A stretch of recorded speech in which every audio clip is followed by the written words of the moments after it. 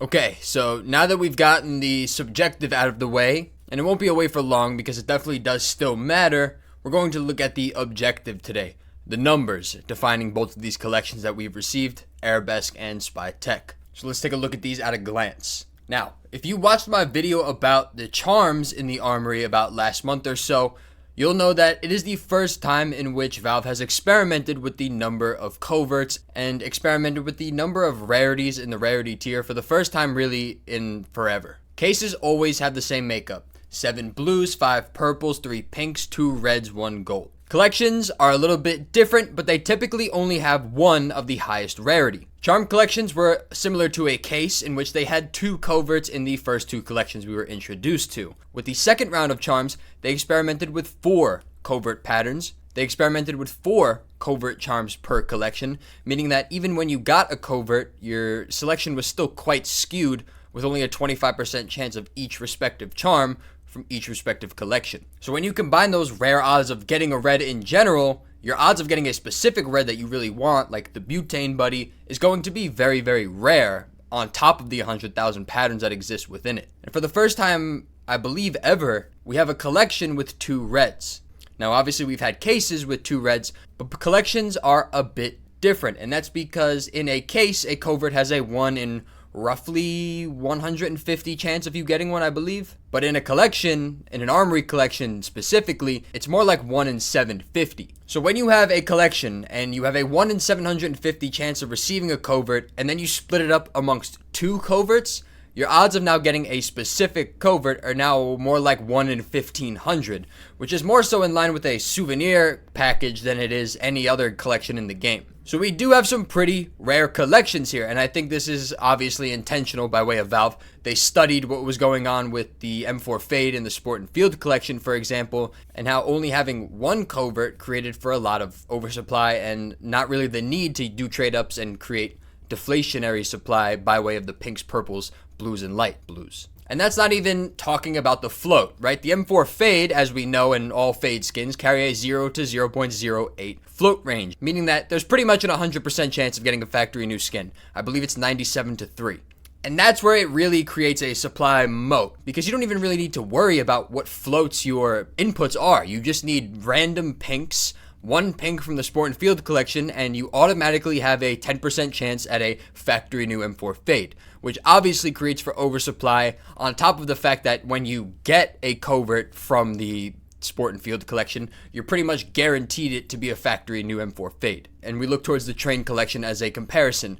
A factory new Long Dog is around 1 in 15,000. A factory new M4 Fade is around 1 in 850, because that float range doesn't really allow itself to create other wares other than factory new. Now, both of these collections came out before the trade-up update, but the Train collection definitely had the trade-up update in mind. They were probably already working on it or moving towards it becoming a reality when it was made, and you could just tell by looking at the floats within the case itself. And skins.com is the newest sponsor on our channel. They have just released a P2P trading platform looking to compete with the best players in the space. If you don't want to wait that long, they do have an insta-sell feature on the site in which the rates are the best I've seen, just straight up. When the market is down, everything is on sale. And with the deals you're getting on skins.com, you could start your position basically up 20 to 25%. Try out skins.com and be a part of the future of CS2 skin. Spy Tech and Arabesque, they're both following the same exact logic when it comes to their collection makeup. Every single skin in both of these collections are 0 to 1, except for 1, the Glock Ghost Protocol, but we'll get into that in a moment. Now, I'll explain why they have made every single skin 0 to 1 in a future video, because it is 100% an intentional choice. No other skin collection or case besides the terminals and before basically the trade-up update had even close to this many 0 to 1 full float skins. Now the Glock, it has a 0 to 0.9 float range, so it's not 0 to 1, it's the only one. Why not 0 to 1? It's close. Well, actually, don't be fooled. It's pretty much the same thing. Your chance of getting a factory new Glock from a drop is still the same, 3%. And that is because of the dead zones that exist between each specific wear. For the Glock itself, it rests at 0.063. So from 0.063 to 0.072, there are no Glocks that are going to be dropped within those ranges, meaning that every Glock in that range is going to be made via trade-up. And because of that range, the factory new chance still sits at 3%. But it also doesn't matter because it's at the end of the trade-up ladder. Since it's the red in the collection, you can't really use it to trade up to anything else, and because everything else is 0 to 1, it wouldn't matter anyway. And because the Glock is not the only red within this collection, it shares a collection with a 0 to 1 full float range capped skin. You still need factory new inputs, or at least the factory new average input float to get the factory new output guaranteed. Now, of course, you can use some .08s, some .09s, and balance them out with .05s and .06s, but for all intents and purposes, factory new is king. So now, you have a 1 in 750 chance of getting a covert. Then you have a 3% chance of getting a factory new covert. So now you're looking at 1 in 25,000. Now, that's roughly the estimate for like a 0 to 1 collection skin in any other collection, but because we have 2 coverts, you now have to split those chances in half.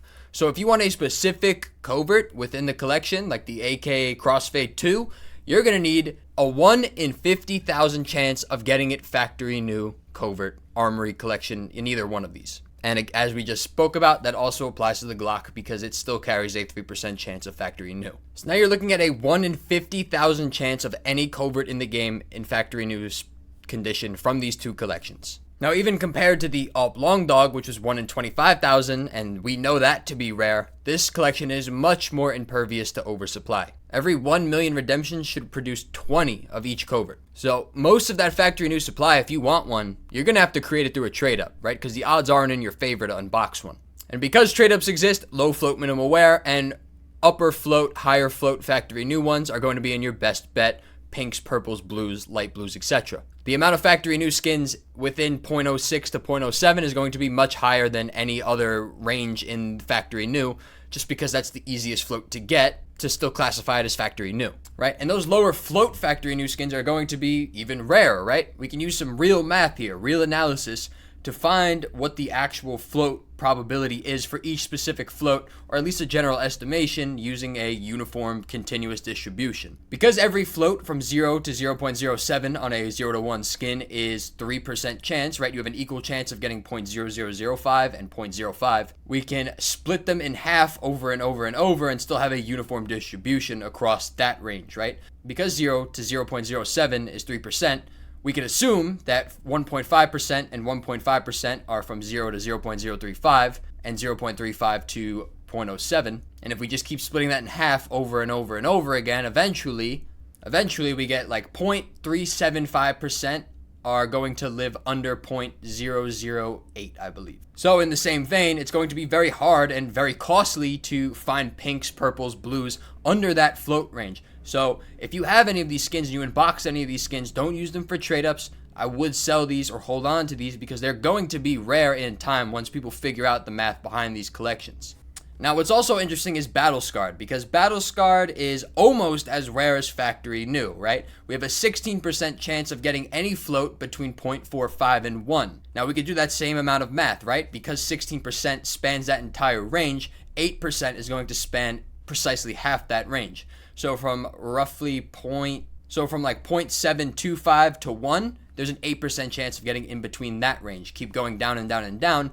You have a pretty close, I believe it's like 4% chance of getting, you have a very similar chance of getting a 0.999x float in Battle Scarred. So if you get that AWP, that might be a pretty good hold on if you got like a super high float AWP. Obviously demand matters when it comes to high float skins like this, but with such rare skins in these both collections, I wouldn't sell them immediately, right? See what the offers you're getting are, because they're going to be rarer than you expect. They're not as rare as factory new in terms of drop rate, but they are going to be rarer because of the fact that it's just going to be harder to trade up to these, right? With a factory new covert, right, you can use some minimal wear skins, you can use some other ones, right? But if you want a 0.9999 skin, you basically need to get it dropped to you in the same vein as a 0.0000x skin as well.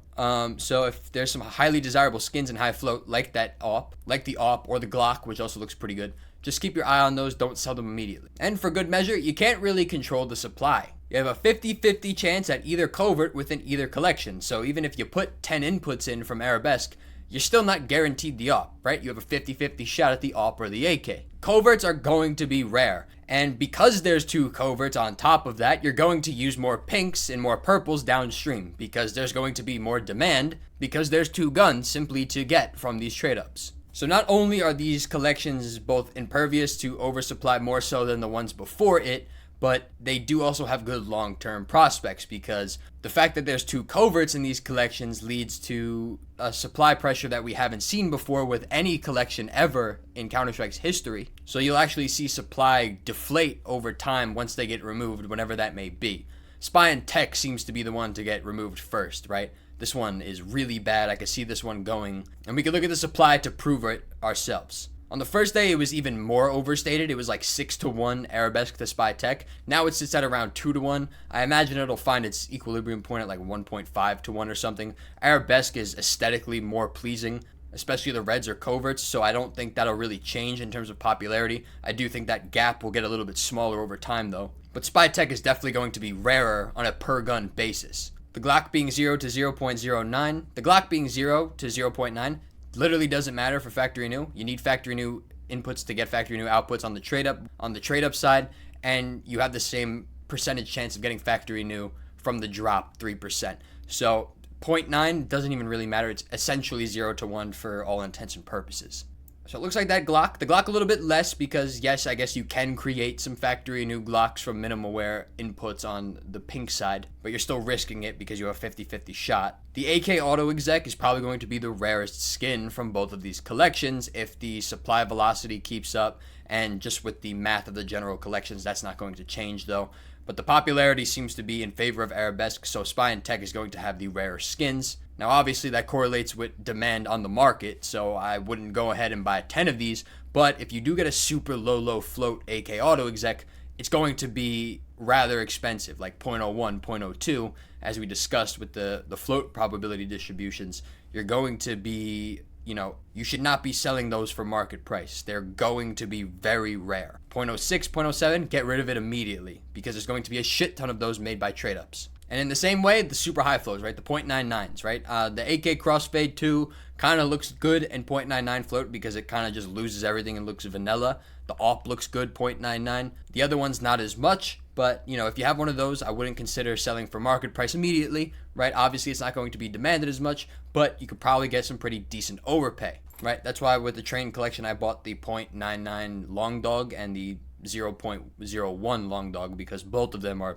pretty much equivalently rare. So I guess it really comes down to how long these collections are in the game. Spy and Tech looks like it's going to be gone in 5 seconds. Arabesque will probably stay for a while. 0 to 1 takeover, and if you were here and you bought a shit ton of 0 to 1 skins, you're going to be fine, because we're the smartest fucking community here. We're the only ones who use our brains.